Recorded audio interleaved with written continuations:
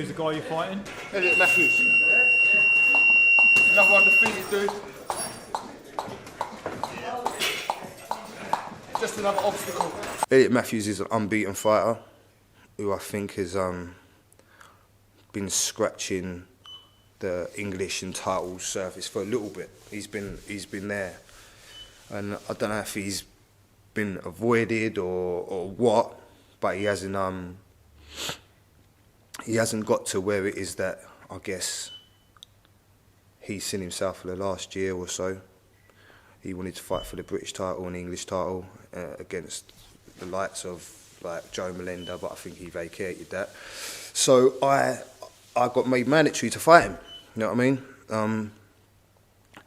Tough southpaw, decent amateur career. He's gonna. This is his world title. This is make or break for him, and he's gonna absolutely come to try and take my O. Nothing changes mentally for me in preparation for any fight. I can't let it, because then I'm looking at this guy like he's significant. He's not. For me, he's just another person who's in my way of my goal, an obstacle in the way of what I do, and that is becoming a champion of the world. It's that simple. If I didn't have that mindset, then I wouldn't do boxing. Joe, I met about 15 years ago. I walked into the gym, and he was like a little pit bull on the punch bag. You know what I mean? And that's what I know him from. Started to actually hang around with him a little bit, get to know him. He was in the army, and I used to just go into the barracks and used to like spar him. We had some nasty sparring sessions, like no one there as well, so anyone could have got like hospitalised and stuff, you know what I mean? And no one was there to help out, but I've known him for so many years, and he used to always go pro, mate, go pro, you know what I'm saying? And it's alright, fucking just go pro, you'll be alright. And he would spar, I would spar him and just do loads of rounds, and in the end he turned pro. And then when he stopped retired from boxing, he got his thing to be a manager and asked me, goes, what do you reckon about turning pro? Even Ray's here ready for his interview. Sam, you all here? What's he like as a manager? Good. Aggressive with other people. He won't take no shit. He likes his money, but he does look after you. He looks after me. Obviously, I've managed Grant from day one. 10 pounds undefeated. He's on double figures now, so it's sort of past his apprenticeship. It's gone into a stage now where he's going to get challenged, but also he's going to be let off the leash. A lot of fights Grant I've said to Grant, look, get the rounds in, look the part doing it. This is all experience to build you up for this kind of fight. He's ready now, ready for the English title now, and I think a lot of people are looking at his record saying he's had 10 fights, compared to the undefeated guy who's had 20 fights, double amount of fights. But I have got no doubt Grant's done his apprenticeship and he's ready to let off the leash, as you just say, and Grant's going to show on that day what he's really all about. He's got his trainer Erin, who does a brilliant job with him. I like to come and watch Grant spar. I mean, I watched him spar Billy Joe Saunders a week ago, last week. Went down to Sheffield, sparred Billy Joe Saunders, who is a world-class fighter. Grant Dennis, 10-5. Would he be in the same category as him? On pen and paper, no. We should have watched him spar. It was a competitive spar. I was there live watching it, and obviously they asked him to come back because it was a good spar. But on pen and paper, you would say Grant going down to spar with a world champion. Now, it seemed a bit, is he coming down to do a few rounds with him? 8 rounds later, Grant's still ready to go to do more. He's brilliant against him.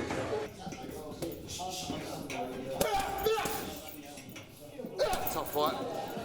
Matthews is unbeaten, 20 fights, 19 victories, 1 draw. But I believe Grant's got way too much for him. Too much movement, too much speed. Obviously, people think I'm biased, but this boy's going to the top. Trust me. Trust me. How long have you known Grant?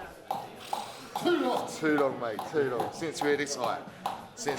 We're more like brothers than we are. We're not friends, we're more like brothers. He's always had faith in me, and like when we were just sitting there playing FIFA and not doing much, you know what I mean? When boxing, professional boxing wasn't even in my thoughts were just sitting there playing FIFA, doing nothing, bumming it out a little bit. You know what I mean?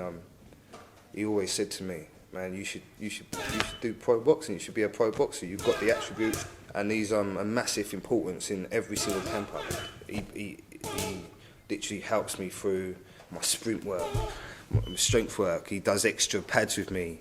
He straps a body bag on me and does countless rounds with me beating the shit out of his body. You know what I'm saying?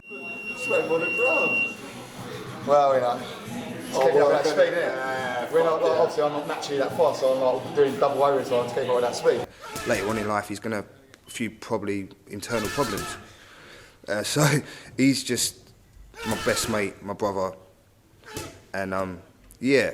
Again, I couldn't do this without him. He's literally, he's one of the people in my life that are my heart. You know what I'm saying? And yeah, it's that simple.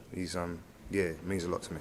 We have a superstition. I help him out with his training, but I never ever go into his corner. That's linked to a good friend of ours, his trainer, Bevan, his brother, and another part of the team, Pat Hawley. Just leave it to them guys. And I like to watch out there. I mean, I get more worried for when he's fighting than whenever I fought or anything like that. So I kind of try to keep out of the way and let him do his thing. I'll probably go a little bit weird, to be honest. I warn everyone beforehand, and I get quite focused on what he's doing. But yeah, I just believe that stay out of the corner, let him have his own space there, and do his own thing. So much confidence in the boy's ability, and I don't need to be in that corner. Bevan is an absolutely unbelievable trainer. Because he likes to have a beer. That's why he likes to calm the nerves, But no, his trainer Bevan, good friend, absolutely unbelievable trainer, unbelievable. The best trainer I've seen about. And Pat Hawley as well, part of the team. Again, a great trainer. How did Grant get hooked up with Bevan? Have you known him for years? Yeah, we've known him for years through boxing. Grant knew him because Bevan used to box himself through the boxing club when they were amateurs. Bevan obviously took on the trainer role rather than turning a professional fighter himself, but he's an excellent amateur. Got to a few schoolboy finals and had a great record as an amateur. And frankly, he could have turned pro himself, but took the training route instead. And he's made a niche for it. He trains Grant's brother Jordan as well, and he trains everyone I've seen him train. He trains them differently, specific to their skill set. We see a lot of trainers tend to do the same combinations. Not very. He works out a plan, and he's worked out a plan for this next fight with Elliot Matthews. Yeah, so I'm Veron Kwame, Grant's trainer. As Grant would have said, he didn't have the long amateur career. Always had something, but with him, he needed someone who was going to give him time. It just needed to be pulled out of him, and I don't think no other trainer gave him that time to get it out of him. There's a fight before he turned pro. We actually started working together.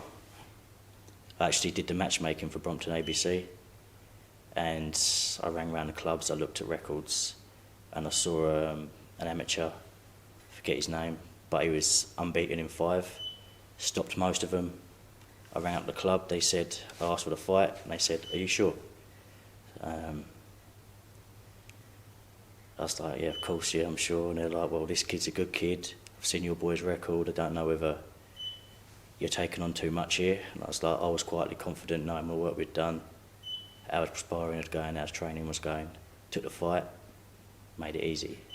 So from then I knew he could take on the teaching, what was going on, and continue to learn and win fights that a lot of people in Medway wouldn't have thought he could win.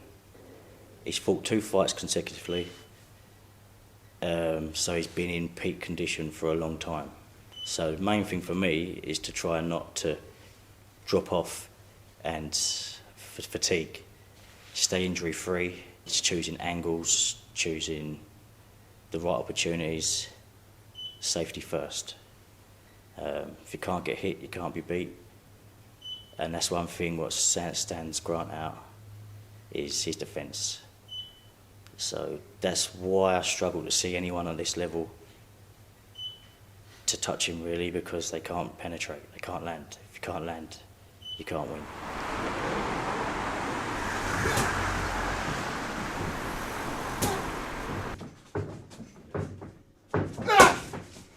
For me, Veron's the best trainer out there.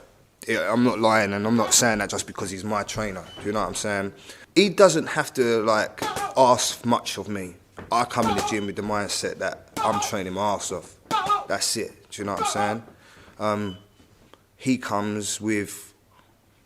We just flow. It's mad to explain. Like, it's just some things are meant to be, innit? Veron's meant to be my trainer. And it's as simple as that. Is come in. He's not just a glorified pad man like you see a lot of these trainers be. He's literally a teacher. We've been together like training professionally now for 3 years, and every day I'm coming in and I do new things. We work on new things, and everything's repetition, so it gets installed in there. He's a teacher of the game for me, and there's not many of them. It's like an old soul. Do you know what I'm saying? A lot of these new age trainers, they want to make themselves look good on the pad. For me, sometimes pads are uncomfortable with Veron. That's when I know I'm learning. If pads are always comfortable, then you're not really learning. Do you know what I'm saying? For me, sometimes pads are uncomfortable and I get maybe frustrated with them even. You know what I mean? But that's because it's a teaching aspect, you know what I mean? My mum passed away when I was 25, and it was she was all right 1 minute and then she was gone the next. So it made me realise you're here 1 minute and then the next minute you're not. My mum was my best friend. I could tell her anything, and literally she was like everyone's mum. That's the kind of person she was, you know what I'm saying? But for me personally, when my mum first passed away, it fucked me up. It fucked everyone up, you know what I'm saying? So, but with the boxing side of things, it turned me into some obsessive animal. Like, I would wake up, like the first year after she passed away, wake up constantly at 3 o'clock in the morning.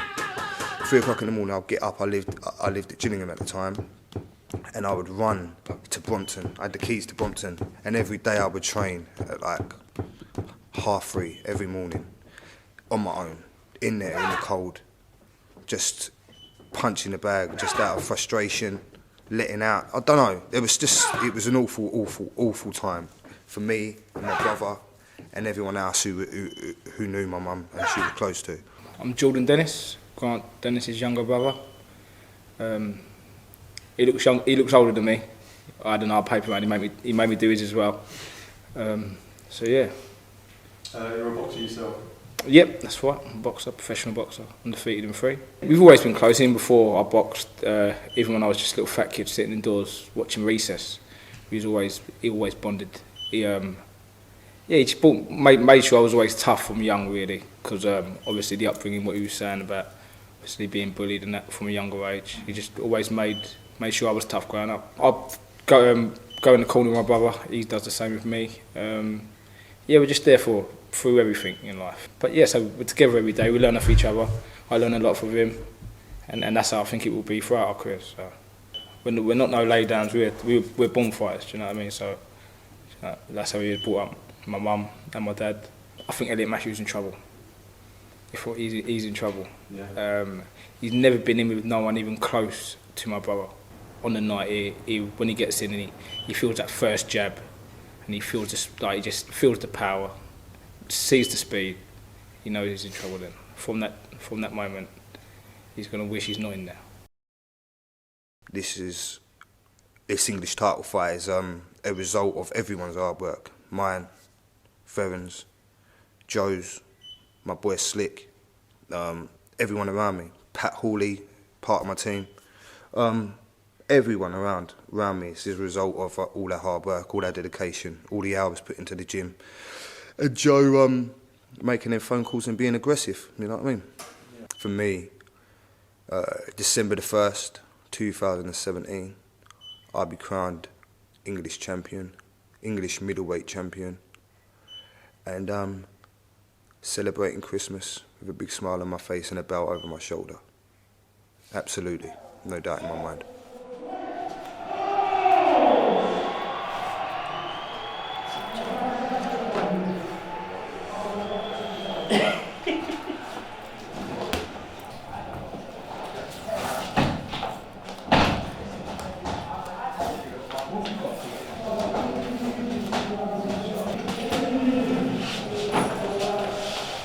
loosen up, muscle thing.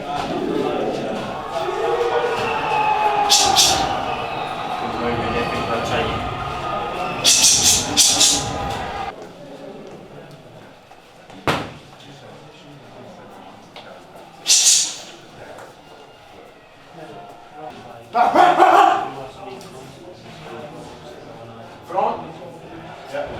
How you doing? I'm Officer Law, I'm your referee. Okay? You was corner? Yes, mate. Right. Nice to meet you. Right, this is an English title. It's over 10 rounds, not 12, okay? I'm the referee for the fight. You have 3 scoring judges. If we go the distance, it goes to the judges, okay? I'm going to talk to you about the 4-round rule. Accidental clash of heads inside 4 rounds and one of you can't continue, it's a no contest. It's basically a technical draw. We get beyond 4 rounds, 5 rounds and beyond, someone gets cut, it's accidental. We then go to the scorecard. So you need to take into consideration if there is a cut, okay? I very rarely stop a fight and cut. If you do get cut, I'll get you back to the corner, you concentrate on the fighting, we will concentrate on the cut. I won't even come near you. We'll just look at each other and we'll nod, okay? You just worry about the fighting, okay? If he goes down, I go to a neutral corner and just stay there until I tell you to come out. God forbid you go down, I will come at you and I'll be screaming at you. 4, 5, 6 in your face. When I get to 8, I'll pick you up, walk towards me, white pick gloves, box on. If you're in trouble, show me something. I don't care if you hold or whatever you do, I'll give you a bollocking, that don't matter. But don't just stand and take an unnecessary punishment, okay? Any questions? Right. Your name is Grant Dennis. Grant. Throughout this fight, I'm going to call you Grant. Grant this, Grant that. Grant, keep punching up, that's fine. If I'm calling you Grant, you are fine. If I'm calling you Dennis, you're doing something wrong. You'll know what you're doing wrong. Just tidy it up and you call me Grant again. If I'm calling you Dennis 5 or 6 times, I may be looking to stop it, take a point or something, okay? Any questions? No? God bless you. Have a good one. See you in there. Cheers.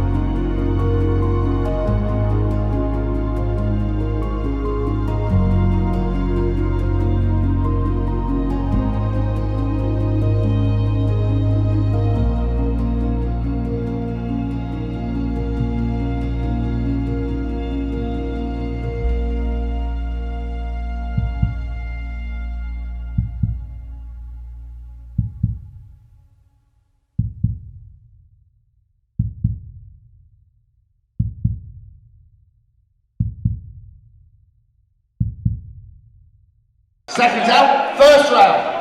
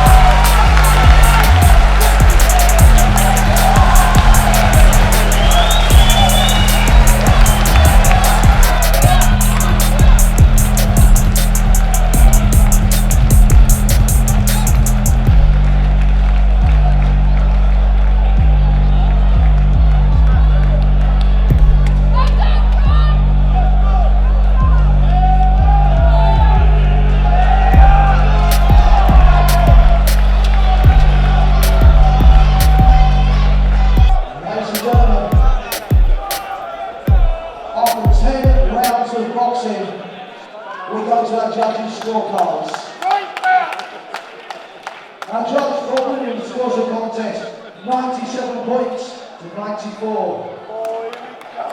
Ian John Lewis scores the contest, 96 to 95, ladies and gentlemen. And John Keane scores it, 97-94, a unanimous decision. And the But Elliot!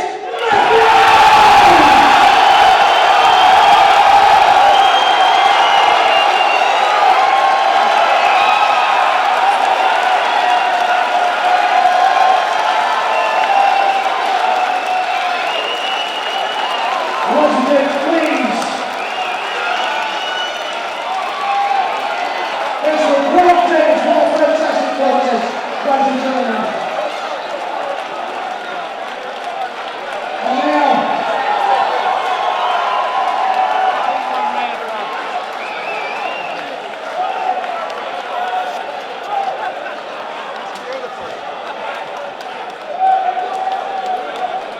and our new English middleweight champion, Elliot Matthews!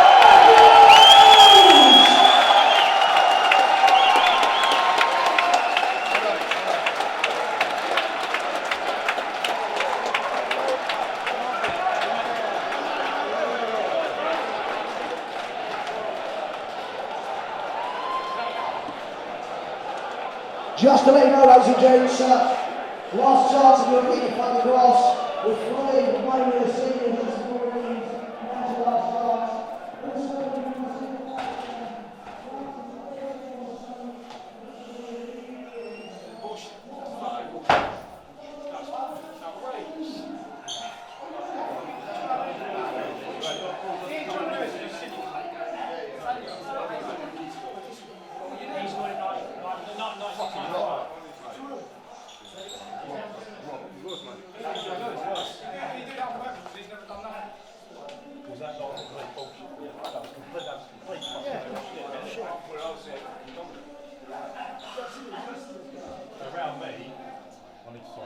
Around me were loads of Elliot Matthews fans, yeah? And even they were like, fucking hell, fucking hell. They weren't next to me. They're all around me. They weren't saying anything. It wasn't a single round.